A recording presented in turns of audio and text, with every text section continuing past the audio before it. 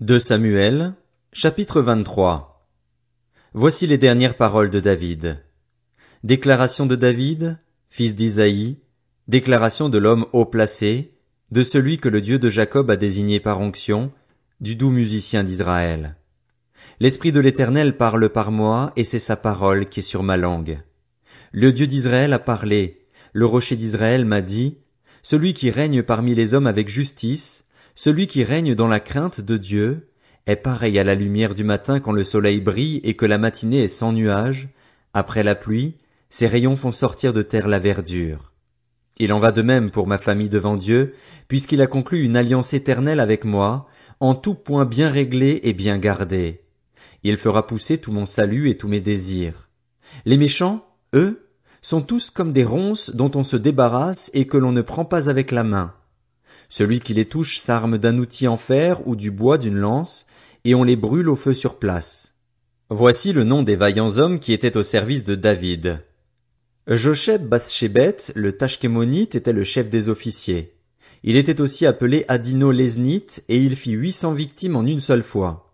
Après lui figurait Éléazar, fils de Dodo et petit-fils d'un Nakoshite.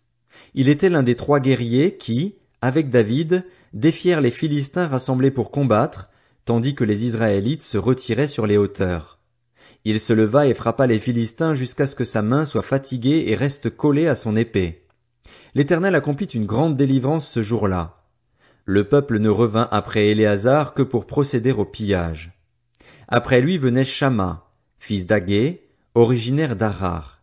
Les Philistins s'étaient rassemblés à Léchi.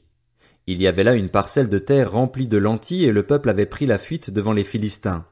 Shamma se posta au milieu du champ et le protégea. Il battit les Philistins et l'Éternel accomplit une grande délivrance.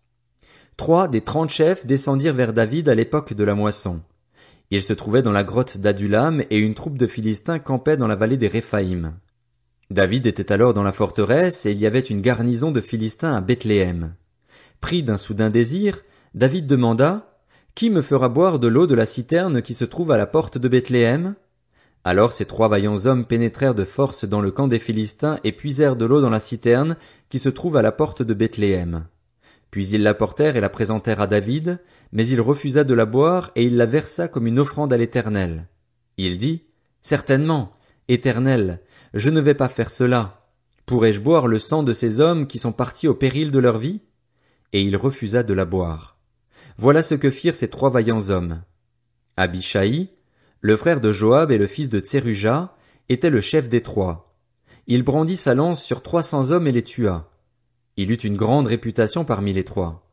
Il était le plus considéré des 3 et il fut leur chef, mais il n'égala pas les 3 premiers. Benaja, le fils de Jéhojada, qui était un homme vaillant de Capstil, fut célèbre par ses exploits. C'est lui qui frappa les 2 héros de Moab. Il descendit au milieu d'une citerne et il y frappa un lion un jour de neige. Il frappa un Égyptien de belle allure qui tenait une lance à la main. Il descendit contre l'Égyptien avec un bâton, arracha la lance de sa main et s'en servit pour le tuer. Voilà ce que fit Benaja, fils de Jéhojada. Il eut une grande réputation parmi les 3 vaillants hommes. Il était le plus considéré des 30, mais il n'égala pas les 3 premiers. David l'admit dans sa garde personnelle. Parmi les 30 figurait aussi Asaël, le frère de Joab. Elkanan, fils de Dodo, originaire de Bethléem. Shamma et Élika, tous 2 originaires de Harod. Héletz, originaire de Pélet. Ira, fils d'Ikesh, originaire de Tekoa. Abiézer, originaire d'Anatoth. Mebunaï, originaire de Husha. Tsalmon, originaire d'Akoar. Maharaï, originaire de Netopha. Éleb, fils de Baana, lui aussi originaire de Netopha. Itaï, fils de Ribaï, originaire de Gibéa, la ville des Benjaminites. Benaja, originaire de Pirathon. Idaï, originaire de Nakale-Gaash. Abi-Albon, originaire d'Araba. Azmavet, originaire de Barkoum. Eliashba, originaire de Shaalbon. Bénéjachen, Jonathan. Shamma, originaire d'Arar. Akiam, fils de Charar, originaire d'Arar. Éliphélet, fils d'Akashbaï, qui descendait d'un Maacasien, Éliam, le fils d'Akitophel, originaire de Gilo, Etzraï, originaire de Carmel, Paaraï, originaire d'Arab, Jigéal, fils de Nathan, originaire de Tsoba, Bani, originaire de Gad, Tsélek l'ammonite, Naharaï, originaire de Béhéroth, qui était le porteur d'armes de Joab, le fils de Tseruja, Ira et Gareb, originaires de Jéter, Uri le Hittite. En tout, ils étaient 37. 2 Samuel, chapitre 24.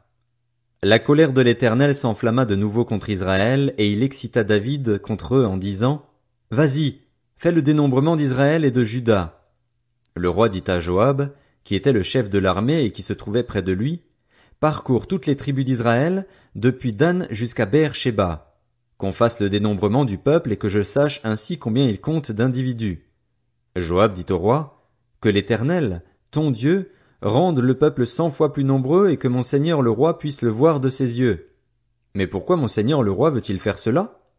Le roi persista dans l'ordre qu'il donnait à Joab et au chef de l'armée, et ils quittèrent le roi pour procéder au dénombrement du peuple d'Israël. Ils passèrent le Jourdain et installèrent leur camp à Aroër, à droite de la ville qui se trouve au milieu de la vallée de Gad, et près de Jaézer. Ils se rendirent en Galaad et dans la région de Tartim-Otchi. Ils se rendirent à Dan-Jaan et dans les environs de Sidon.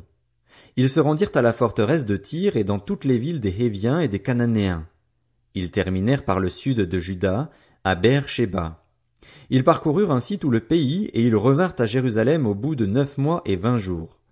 Joab remit au roi le résultat du dénombrement du peuple. Il y avait en Israël 800 000 hommes vaillants aptes au combat et 500 000 en Juda. David sentit son cœur battre lorsqu'il eut ainsi fait le dénombrement du peuple, et il dit à l'Éternel, « J'ai commis un grand péché en agissant de cette manière. Maintenant, Éternel, veuille pardonner la faute de ton serviteur, car je me suis vraiment comporté de façon stupide. » Le lendemain, quand David se leva, la parole de l'Éternel avait ainsi été adressée au prophète Gad, qui était le voyant de David. « Va annoncer à David, voici ce que dit l'Éternel, je t'impose 3 fléaux. Choisis-en un, et c'est de lui que je te frapperai. » Gad alla trouver David et l'informa en disant, « Veux-tu cette année de famine dans ton pays, 3 mois de fuite devant tes ennemis lancés à ta poursuite, ou bien 3 jours de peste dans ton pays? Fais maintenant ton choix et vois ce que je dois répondre à celui qui m'envoie. » David répondit à Gad, « Je suis dans une grande angoisse. Il vaut mieux tomber entre les mains de l'Éternel, car ses compassions sont grandes. Je préfère ne pas tomber entre les mains des hommes. » L'Éternel envoya la peste en Israël, depuis ce matin-là jusqu'au moment fixé. De Dan à Beër-Shéba, 70 000 hommes moururent parmi le peuple. L'ange tendait la main contre Jérusalem pour y semer la dévastation lorsque l'Éternel éprouva des regrets face à ce malheur. Il dit à l'ange chargé de détruire le peuple, « Cela suffit, retire maintenant ta main. » L'ange de l'Éternel se trouvait alors près de l'aire de battage d'Aravna le Jébusien. En voyant l'ange qui frappait parmi le peuple, David dit à l'Éternel, « Regarde, c'est moi qui ai péché, c'est moi qui suis coupable. Mais ces brebis, qu'ont-elles fait? Porte donc la main contre moi et contre ma famille. » Ce jour-là, Gad vint trouver David et lui dit, « Monte à l'aire de battage d'Aravna le Jébusien et érige-y un autel en l'honneur de l'Éternel. » David monta donc à l'aire, suivant la parole de Gad, conformément à ce que l'Éternel avait ordonné. Aravna regarda en bas, et il vit le roi et ses serviteurs se diriger vers lui. Il sortit alors de l'aire et se prosterna devant le roi, le visage contre terre. Aravna demanda, « Pourquoi mon seigneur le roi vient-il me trouver, moi son serviteur ?» David répondit, « C'est pour t'acheter ton aire de battage afin d'y construire un autel en l'honneur de l'Éternel.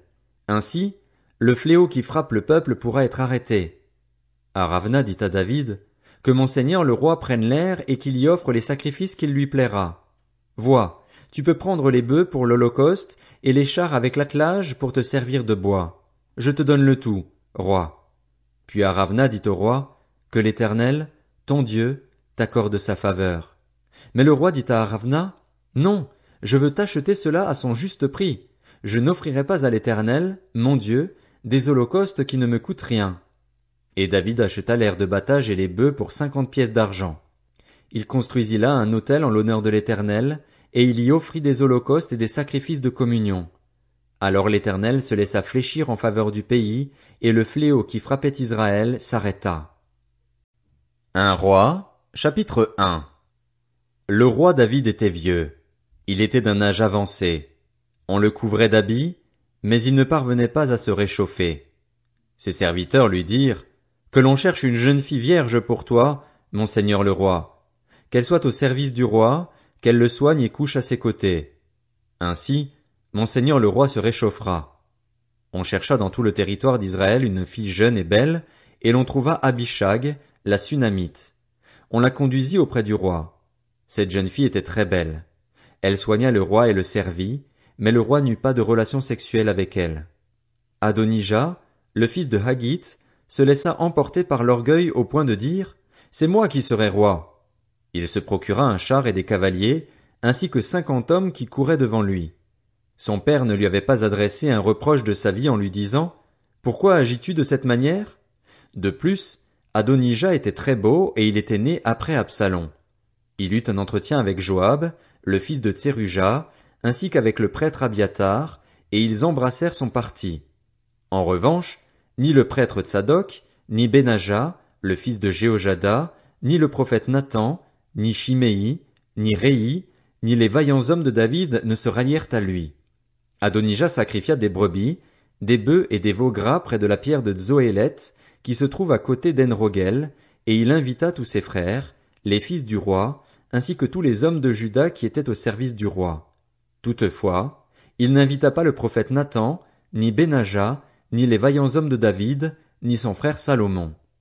Alors Nathan dit à Bathsheba, la mère de Salomon, « N'as-tu pas appris qu'Adonijah, le fils de Haggith, est devenu roi sans que notre seigneur David le sache? Va maintenant, je vais te donner un conseil, afin que tu sauves ta vie et celle de ton fils Salomon. Va, entre chez le roi David et dis-lui, « Mon seigneur le roi, ne m'avais-tu pas juré, à moi ta servante, que ce serait mon fils Salomon qui régnerait après toi, et que ce serait lui qui s'assiérait sur ton trône? Pourquoi donc Adonijah est-il devenu roi? Tu seras encore là, en train de parler avec le roi, quand j'entrerai moi-même après toi, et je compléterai tes paroles. » Bathsheba alla trouver le roi dans sa chambre. Il était très vieux et Abishag, la Sunamite, le servait. Bathsheba s'inclina et se prosterna devant le roi, qui lui dit, « Qu'as-tu » Elle lui répondit, « Mon seigneur, tu avais juré à ta servante par l'Éternel, ton Dieu, que ce serait mon fils Salomon qui régnerait après toi et que ce serait lui qui s'assiérait sur ton trône. Et maintenant, voici que c'est Adonijah qui est devenu roi et tu ne le sais pas, mon seigneur le roi. Il a sacrifié des bœufs, des veaux gras et des brebis en grande quantité, et il a invité tous les fils du roi ainsi que le prêtre Abiathar et Joab, le chef de l'armée, mais il n'a pas invité ton serviteur Salomon.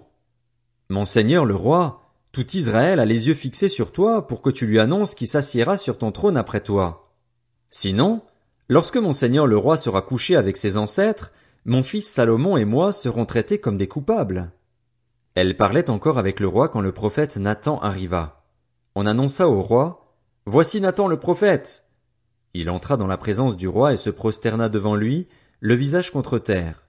Puis Nathan dit, « Mon seigneur le roi, c'est donc toi qui as dit qu'Adonijah régnerait après toi et que ce serait lui qui s'assiérait sur ton trône. En effet, il est descendu aujourd'hui sacrifier des bœufs, des veaux gras et des brebis en grande quantité, et il a invité tous les fils du roi ainsi que les chefs de l'armée et le prêtre Abiathar. Les voici en train de manger et de boire en sa présence, et ils disent, « Vive le roi Adonijah !» Mais il n'a invité ni moi, qui suis ton serviteur, ni le prêtre Tsadok, ni Benaja, le fils de Jéhojada, ni ton serviteur Salomon. Est-ce bien sur ton ordre, mon seigneur le roi, que cela se passe ainsi, sans que tu aies annoncé à ton serviteur qui doit s'asseoir sur ton trône après toi? Le roi David répondit, « Appelez-moi Bathsheba. » Elle entra et se présenta devant le roi. Le roi prêta alors ce serment. « L'Éternel qui m'a délivré de toutes les détresses est vivant. Je vais agir aujourd'hui conformément à ce que je t'ai juré par l'Éternel, le Dieu d'Israël, lorsque j'ai dit, « C'est ton fils Salomon qui régnera après moi. C'est lui qui s'assiera sur mon trône à ma place. » Bathsheba s'inclina le visage contre terre et se prosterna devant le roi. Puis elle dit, « Que mon seigneur le roi David vive éternellement. » Le roi David dit ensuite, « Appelez-moi le prêtre Tsadok, le prophète Nathan et Benaja, le fils de Jéhojada. Et ils entrèrent dans la présence du roi. Le roi leur dit, prenez avec vous les serviteurs de votre seigneur, faites monter mon fils Salomon sur ma mule et faites-le descendre à Guillon. Là, le prêtre Tsadok et le prophète Nathan le consacreront par onction comme roi sur Israël. Vous sonnerez de la trompette et vous direz, vive le roi Salomon! Vous remonterez en marchant derrière lui. Il viendra s'asseoir sur mon trône et il régnera à ma place. C'est lui que j'ai chargé d'être le chef d'Israël et de Juda. Benaja, le fils de Jéhojada, répondit au roi. Amen. Que l'Éternel, le Dieu de mon seigneur le roi, parle ainsi. Que l'Éternel soit avec Salomon comme il a été avec mon seigneur le roi, et qu'il rende son trône plus grand encore que celui de mon seigneur le roi David. Alors le prêtre Tsadok descendit avec le prophète Nathan ainsi qu'avec Benaja, le fils de Jéhojada, les Kérétiens et les Pélétiens. Ils firent monter Salomon sur la mule du roi David et le conduisirent à Guillon. Le prêtre Tsadok prit la corne d'huile dans le tabernacle et il consacra Salomon par onction.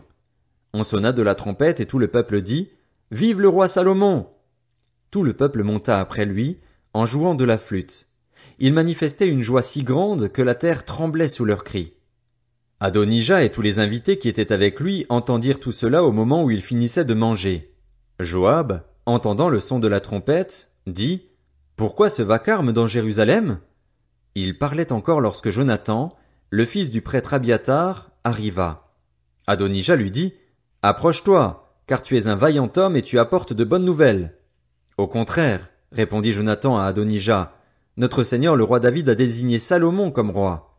Il a envoyé avec lui le prêtre Tsadok, le prophète Nathan ainsi que Benaja, le fils de Jéhojada, les Kérétiens et les Pélétiens, et ils l'ont fait monter sur la mule du roi. Le prêtre Tsadok et le prophète Nathan l'ont consacré par onction comme roi à Guillon. Puis ils sont remontés de là-bas en manifestant leur joie et Jérusalem en est tout agité. C'est ce bruit que vous avez entendu. Salomon s'est même assis sur le trône royal, et les serviteurs du roi sont venus bénir notre seigneur le roi David en disant, que Dieu rende le nom de Salomon plus célèbre que le tien, et qu'il rende son trône plus grand que le tien. Alors le roi s'est prosterné sur son lit avant de déclarer, béni soit l'Éternel, le Dieu d'Israël, qui m'a donné aujourd'hui un successeur et qui m'a permis de le voir.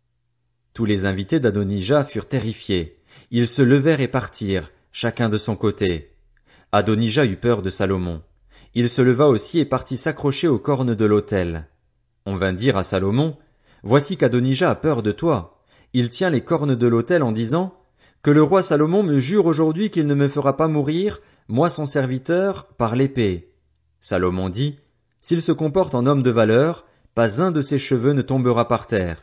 Mais si l'on trouve en lui de la méchanceté, il mourra. Puis le roi Salomon envoya des hommes le faire descendre de l'autel.